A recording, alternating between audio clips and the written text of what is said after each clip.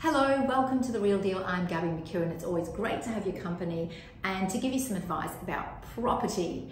The space of property, of course, whether it's purchasing or whether it is actually having your property managed so that it remains an investment property. Now, of course, there's nothing worse than seeing interest rates go up and there's a gap between the rent you're getting and, of course, your repayments. So we need to try and bridge that gap in some effective way and make sure that we can possibly add equity and increase the rents and not just collect rent for your property, but actually give you some really good considered opinions about how to maximize the value of your property. It might be something small like adding air conditioners or a decent dishwasher and things like that and increasing the rent. We can certainly assist you. We are quite shocked at how a lot of properties are actually being under rented. I understand that if you wish to do that, that's your prerogative, but remember that if it's an investment property, it is an investment property. It does need to be about yield as well and not just capital growth. We're passionate about this and we're happy to advise you. So pick up the phone and give us a call. If we can help you do a lot more than just collect the rent, which is what most property managers, let's face it, do. Now, I'm going to talk a little bit about how much notice you have to give.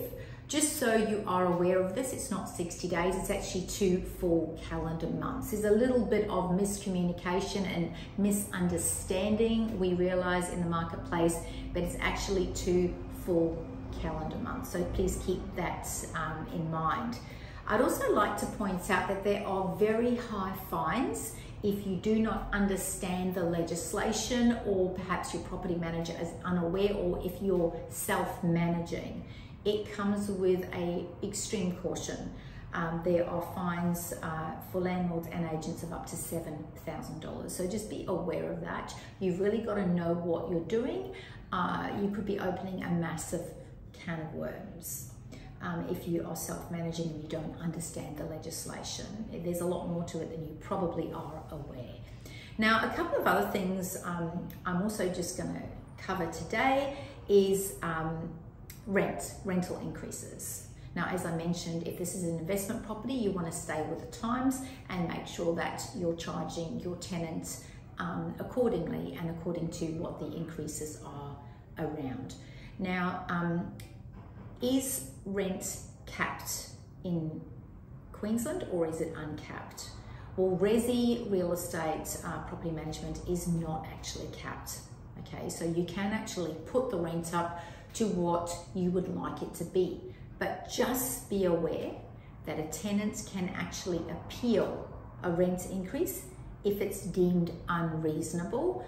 And knowing the RTA, they generally are fairly often on the tenant side. So just keep that in mind. And if you have any questions about rental increases, we would love, again, to assist you. I'm Gabby McEwen from McGrath and Manly. Always happy to chat to you about managing your property if you are within a 15-kilometre radius of Brisbane CBD. We're here to help.